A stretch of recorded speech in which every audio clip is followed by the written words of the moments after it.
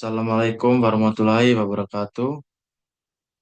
Di sini saya akan mempresentasikan UTS kepemimpinan yang bertema kepemimpinan mahasiswa. Dengan saya sendiri, Febriano Saputra dengan NIM 23115703, angkatan 2003, kelas IF07, Universitas Amikom, Yogyakarta. Baik, di sini kita langsung masuk ke materinya. Apa itu peran kepemimpinan di dunia mahasiswa? Kepemimpinan di lingkungan kampus bukan hanya soal memegang jabatan, tetapi lebih pada mempengaruhi, menginspirasi, dan mengarahkan sesama mahasiswa untuk mencapai tujuan bersama. Perannya mencakup ada 4 poin yang saya ambil, yaitu yang pertama melatih kemampuan manajerial dan komunikasi. Mahasiswa yang berperan sebagai pemimpin baik di organisasi, panitia acara, kelompok kelas, atau komunitas kampus belajar. Yang satu tuh berkomunikasi secara efektif, mengatur tugas dan waktu, mengambil keputusan di bawah tekanan. Itu mengatur tugas itu apapun yang tugas dikasih oleh dosen, itu kita harus mengerjakan karena itu adalah penanggung jawab penanggung jawab seorang mahasiswa. Yang kedua, menciptakan budaya kolaborasi. Pemimpin mahasiswa mendorong kerjasama, menghargai pendapat, dan menyatukan anggota tim dari latar belakang yang berbeda. Ini membangun lingkungan inklusif dan produktif. Yang maksud dari materi ini adalah apapun yang kita ada tugas kelompok, kita harus bekerja sama dan saling membagi pendapat apapun yang dari anggota kita memberi pertanyaan atau memberi jawaban, kita semua harus diterima. Eh, Pendapatannya harus kita terima karena itu adalah karena anggota juga adalah sebagai penanggung jawab di anggota kelompok itu. Yang ketiga, menjadi role model bagi teman-teman. Pemimpin mahasiswa biasanya menjadi contoh dalam kedisiplinan, integritas, dan etika. Ketika peran tersebut membentuk karakter yang kuat dan dipercaya.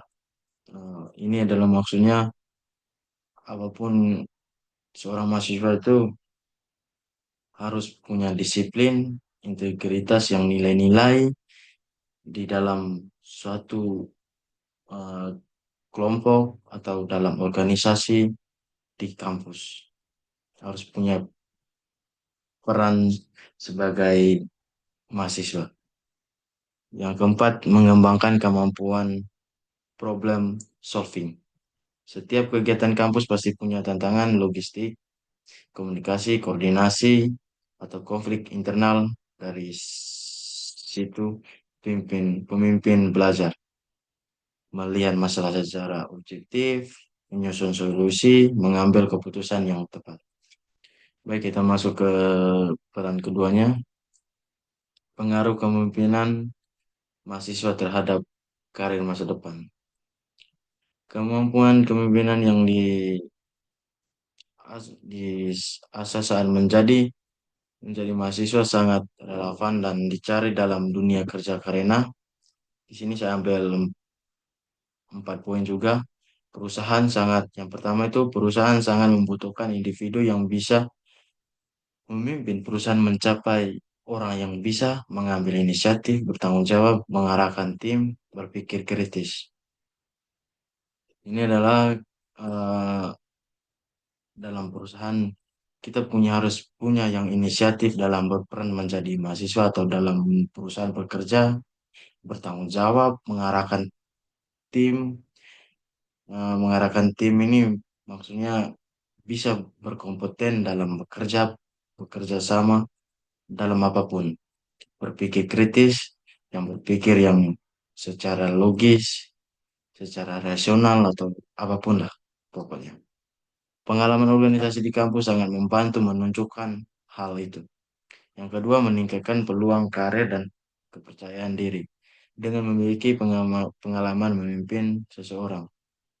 Yang pertama, lebih siap menghadapi wawancara kerja, mampu memecahkan masalah secara mandiri, mampu bekerja di bawah tekanan, lebih percaya diri dalam presentasi atau berdiskusi. Apapun yang tugas-tugas dikasih dosen, kita tidak boleh di bawah tekanan. Harus bersemangat, punya disiplin, punya presentasi atau berdiskusi yang lebih kuat. Yang ketiga, memperluas networking. Menjadi pemimpin mahasiswa membuka kesempatan bertemu dosen atau alumni kampus, pokoknya alumni kampus, komunitas eksternal atau alumni organisasi dari pihak profesional. Jaringan ini sering sangat berguna saat mencari magang, beasiswa, dan pekerjaan. Yang keempat, membentuk karakter profesional. Nilai-nilai seperti kerja keras, tanggung jawab, integritas, disiplin, empati. Dibangun melalui pengalaman kepemimpinan dan menjadi modal untuk memasuki dunia kerja. Baik, kita masuk ke berikutnya, materi berikutnya.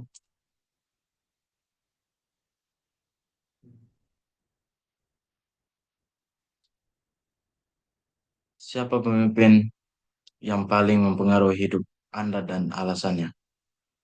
Pertama, saya ambil 3 poin, itu orang tua, kampus, atau dosen, atau diri saya sendiri. Yang pertama, kita sosok orang tua. Pemimpin yang paling mempengaruhi hidup saya adalah orang tua saya sendiri. Mereka memberi teladan kepemimpinan yang sederhana tetapi sangat kuat, disiplin, dan kerja keras, yang mengajarkan bahwa keberhasilan tidak datang secara instan. Tanggung jawab dan komitmen, terutama dalam menjalankan tugas rumah tangga maupun pekerjaan. Yang ketiga, sikap empati yang membuat saat belajar memahami orang lain sebelum mengambil keputusan. Sosok orang tua itu adalah sangat penting dalam berkeluarga. Kenapa? Karena mereka adalah seorang uh, penyelamat hidup kita atau sosok orang yang uh,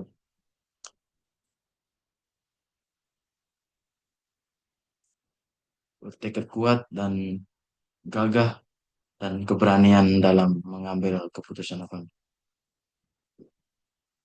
Uh, yang poin kedua, tokoh kampus atau dosen.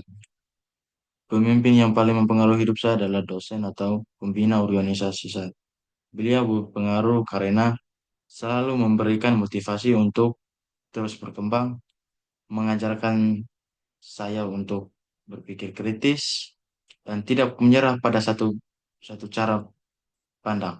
Yang ketiga, menjadi teladan dalam kedisiplinan dan integritas, dua hal yang sangat penting dalam dunia profesional. Dosen juga sangat berpenting dalam kemahasiswaan itu memberi materi, memberi pengalaman, mengajar mahasiswa dengan teladan dan disiplin. Yang ketiga itu pemimpin saya sendiri yang paling mempengaruhi hidup saya adalah diri saya sendiri. Karena saya belajar dari pengalaman setiap seseorang atau apapun. Membuat keputusan untuk masa depan saya dan berusaha tetap kuat, saya tetap fokus meskipun ada tekanan. Saya percaya bahwa kemampuan memimpin diri saya sendiri adalah dasar untuk menjadi seorang pemimpin yang lebih baik bagi orang lain.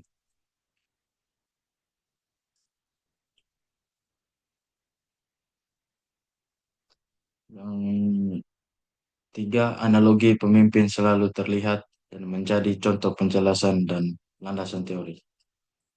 Analogi bahwa pemimpin selalu terlihat berarti setiap tindakan, sikap, dan keputusan se- seorang pemimpin akan diamati oleh orang yang dipimpinnya. Bahkan tanpa berkata apapun, perilaku pemimpin menjadi orang contoh yang ditiru. Yang pertama, teori kepemimpinan teladan atau role modeling by social learning theory atau Bandura. Menurut Albert Bandura, manusia belajar melalui observasi dan imitasi. Artinya, anggota tim cenderung meniru sikap, cara kerja, dan nilai yang ditunjukkan pemimpinnya. Karena itu, pemimpin harus berhati-hati sebab setiap tindakan memiliki efek langsung pada budaya timnya. Contoh, jika pemimpin disiplin, tim ikut disiplin. Jika pemimpin cuek, tim ikut tidak peduli. Yang kedua, teori kepemimpinan transformasional. Dalam teori ini, pemimpin mempengaruhi pengikut melalui inspirasi, integritas, keteladanan, atau idealized influence. Pemimpin transformasional, pemimpin transformasional bukan hanya memerintah, tetapi menjadi sosok yang ditiru. Itulah sebabnya pemimpin selalu terlihat tindakan mereka melalui menjadi acuan standar perilaku tim. Baik, yang ketiga, teori kepemimpinan karismatik. Teori ini menekankan bahwa kekuatan pemimpin ada pada pengaruh personal dan perilaku nyata, bukan hanya kata-kata. Pengikut merasa terinspirasi karena melihat cara memimpin menghadapi masalah, cara memimpin mengambil keputusan, cara memimpin memperlakukan orang lain. Karena itu, setiap tindakan pemimpin selalu tampak dan terdampak. Pokoknya apapun yang masalahnya kita harus ambil keputusan yang berkomitmen dan berkompeten dan bernilai dan berbobot. Apapun masalahnya kita tetap kuat dan tidak boleh dibawa tekanan saat mengambil keputusan.